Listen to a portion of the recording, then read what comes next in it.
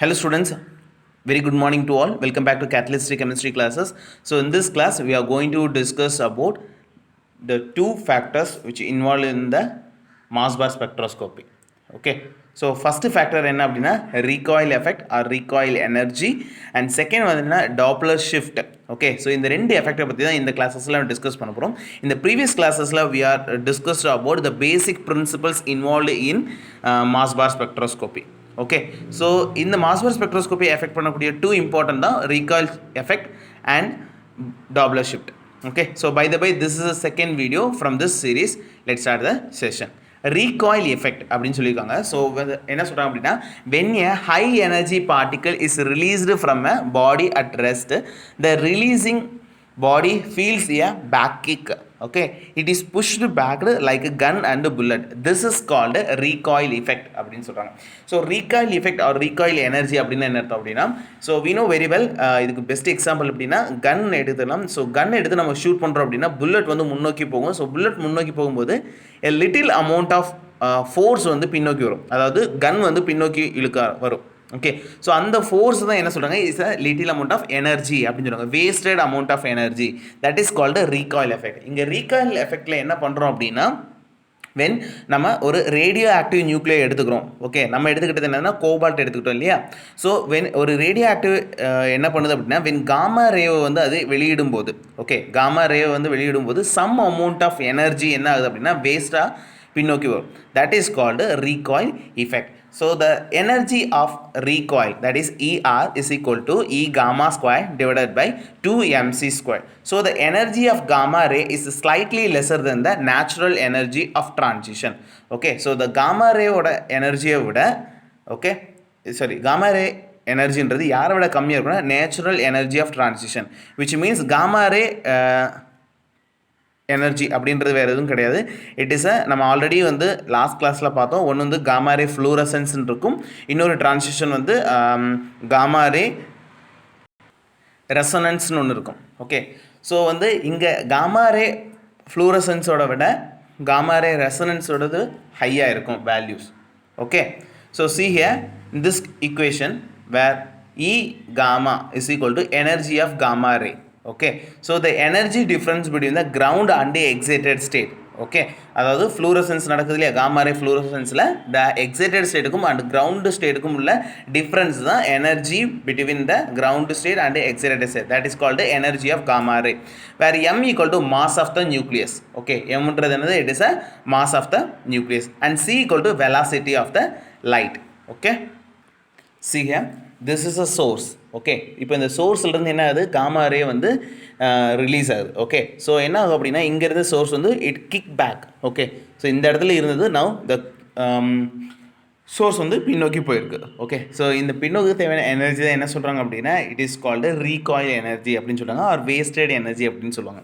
The recoil energy is depends upon the effective mass. Okay, so as mass increases the recoiling effect decreases. Both are indirectly proportional. So நம்ம அந்த ஈக்குவேஷனில் பார்த்தோம் அப்படின்னா that is ER equal to E gamma square divided by 2mc squared இருக்கும். So அதுதான் நான் எழுதியிருக்கேன், ER is directly proportional to 1 by m அப்படின்னு இருக்குது. அப்போது இட் இஸ் எம்ன்றது என்னது, it is a mass of a nucleus. So mass வந்து அதிகமாக இருக்குது அப்படின்னா ரீகாயில் எனர்ஜி கம்மியாக இருக்கும். ஓகே, ஸோ ரீகாயில் எனர்ஜின்றது என்னது, வேஸ்டட் எனர்ஜி. ஒரு டிரான்சிஷனுக்கு இன்வால்வ் ஆகும்போது எனர்ஜி வந்து வேஸ்ட்டாக போகுது. ஸோ அப்போ என்ன பண்ணுவாங்க அப்படின்னா மாஸ் அதிகமாக இருக்கக்கூடிய நியூக்ளியஸை எடுத்துக்கிட்டோம் அப்படின்னா okay, so the recoil energy நம்மளால் என்ன பண்ண முடியும், ஓவர் கம் பண்ண முடியும்.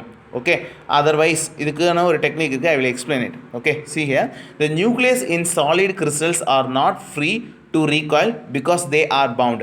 ஓகே, ஸோ இந்த வேஸ்ட்டாக போகக்கூடிய எனர்ஜி ஓகே இதை ஓவர் கம் பண்ணுறதுக்கு என்ன பண்ணுவாங்க அப்படின்னா we are taking the source in the solid crystals. Okay, solid crystals எடுத்து இதை டைட்டாக பவுண்ட் பண்ணிடுவாங்க. Okay, the nucleus in solid crystals are free to recoil because they are bound. So in a solid matrix the recoil energy goes to zero because okay the first reason என்ன அப்படின்னா the effective mass of the nucleus is very very large. okay so nucleus ஓட large weight வந்து mass வந்து அதிகமாக இருக்குது அப்படின்னா கண்டிப்பாக recoil energy கம்மியாக தான் இருக்கும். செகண்ட் வந்து the momentum can be conserved with the negligible moment of a nucleus. So அப்படியே வந்து recoil energy இருந்தாலும் கூட இதில் இருக்கக்கூடிய அந்த அளவுன்றது ரொம்ப நெக்லிஜிபிள் பண்ணுற அளவுக்கு தான் இருக்கும். So the energy of gamma ray is equal to, அதாவது E gamma rays, energy of gamma rays is equal to E nuclear transition minus E recoil. Okay, so this is a common formula. இப்போ நம்ம சாலிடாக எடுத்துக்கிட்டோம் அப்படின்னா recoil energy வந்து 0. So அப்போ the energy of gamma ray is equal to energy of nuclear transition minus 0.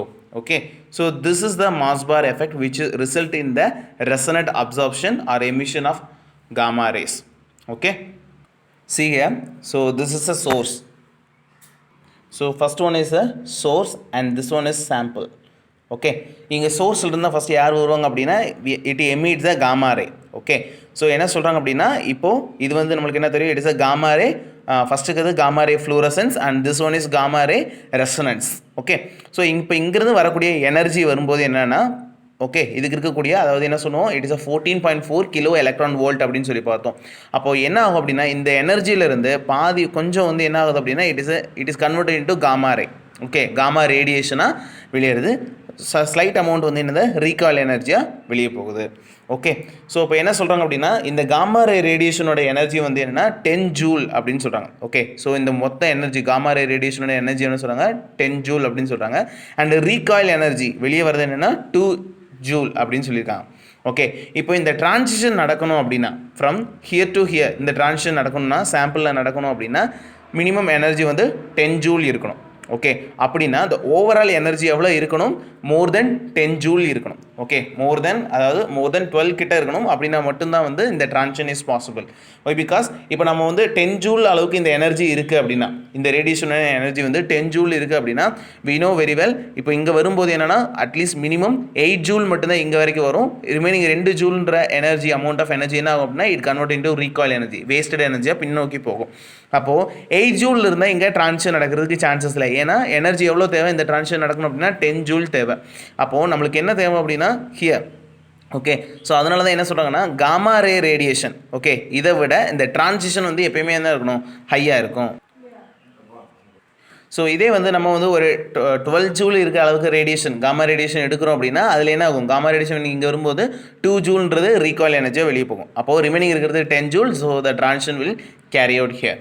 Okay, to increase the gamma ray energy, gamma ray ரேடியேஷனோட எனர்ஜியை நம்ம இன்க்ரீஸ் பண்ணணும் அப்படின்னா from 10 to 12 joule we can move the source towards the sample or away from the sample. So இதை தான் என்ன சொல்லுவாங்க அப்படின்னா டாப்லர் ஷிஃப்ட் அப்படின்னு சொல்லுவாங்க.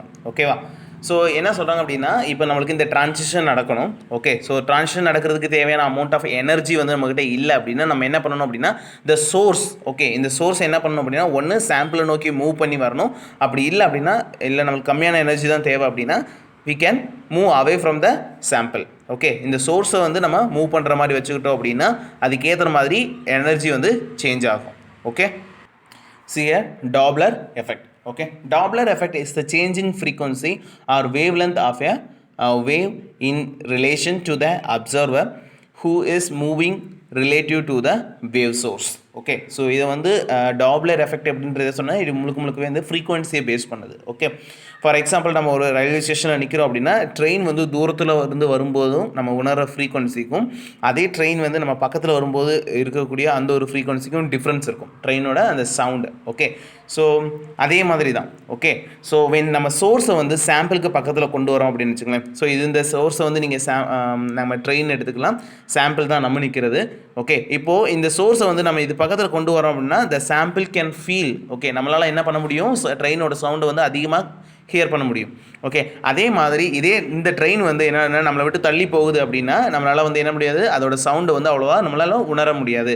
சேம் இதை தான் என்ன சொல்கிறாங்க டாப்லர் எஃபெக்ட் அப்படின்னு சொல்கிறாங்க. நம்ம என்ன பண்ணுறோம், இந்த சோர்ஸ் அண்ட் சாம்பிளை வந்து மூவ் பண்ணுறோம். ஸோ இனிஷியலாக பார்த்திங்க அப்படின்னா ஹியர் சோர்ஸ் அண்டு சாம்பிள். இப்போ இந்த சோர்ஸ் என்ன பண்ணுது அப்படின்னா it give the gamma ray radiation. ஓகேவா, காமா ரேடியேஷனை கொடுக்குது. ஸோ இந்த சாம்பிள்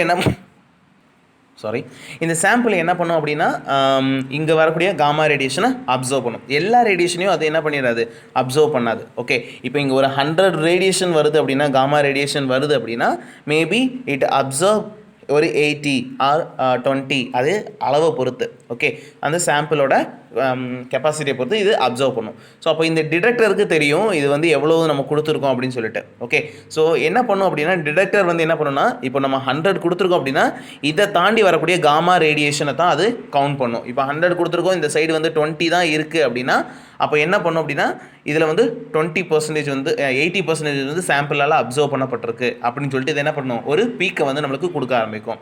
ஓகே, ஸோ இனிஷியலாக எடுக்கிறது என்னென்னா சோர்ஸு ஜஸ்ட்டு நம்ம காமா ரே பண்ணும்போது என்னென்னா நமக்கு 100% அப்படியே வந்துடும். ஏன்னா there is no sample here. Okay, just டேரெக்டாக இதில் காமா ரேடியேஷன் வந்து அப்படியே வந்து ஃபுல்லாக 100% இருக்கும். காமா ரே அதோட இன்டென்சிட்டி வந்து 100% இருக்கும். Okay, now we are going to come closer. Okay, இது ரெண்டையும் நம்ம என்ன பண்ணணும், ரொம்ப பக்கத்தில் கொண்டு வரோம். ஸோ கொண்டு வரும்போது என்ன, சோர்ஸ் அண்ட் சாம்பிள் ரெண்டும் பக்கத்தில் இருக்குது. இப்போ நம்ம காமா ரே ரேடியேஷன் என்ன ஆகுது அப்படின்னா இதை வந்து சாம்பிள் வந்து கொஞ்சம் அப்சர்வ் பண்ணுது. ஓகே, அப்சர்வ் பண்ணது டிடெக்டர் என்ன மெஷர் பண்ணுதுன்னா 30% வந்து நம்மளுக்கு கிடச்சிருக்கு அப்படின்னு சொல்லுது. ஓகே, இங்கே பார்த்தீங்கன்னா 100% இன்டென்சிட்டி வந்து 100%. அப்படின்னா என்னென்னா நம்ம கொடுத்த காமா ரே வந்து திருப்பி 100% இங்கிட்டு வந்திருக்கு அப்படின்னா தேர் இஸ் நோ அப்சார்ப்ஷன். இங்கே வந்து காமா ரே வந்து அப்சர்வ் ஆகவே இல்லை சாம்பிள்னால. பட் இங்கே வந்து 30% தான் நம்மளுக்கு ரிசீவ் ஆயிருக்கு அப்படின்னா 70% ஆஃப் காமா ரேவை யார் சாம்பிள் வந்து அப்சர்வ் பண்ணியிருக்கு. நெக்ஸ்ட்டு இப்போ பார்த்திங்க அப்படின்னா இந்த ரெண்டு இப்போ இதை விட இது ரொம்ப கம்மியாக இருக்குது இந்த ரெண்டு சோர்ஸும். ஓகே, சோர்ஸும் அண்ட் சாம்பிளுக்கு உண்டான டிஸ்டன்ஸ் பார்த்திங்கன்னா ரொம்ப கம்மி. பட் இங்கே பார்த்திங்க அப்படின்னா 100% நம்மளுக்கு கிடச்சிருக்கு. Okay, so there is no absorption. இங்கே வந்து அப்சார்ப்ஷன் நடக்கலை. ஓகே, ஸோ அப்போ என்ன நடக்குது அப்படின்னா பர்டிகுலர் ஃப்ரீக்வன்சியில் இருக்கக்கூடிய இதை மட்டும்தான் என்ன பண்ணுது, அந்த சாம்பிள் வந்து அப்சர்வ் பண்ணுது.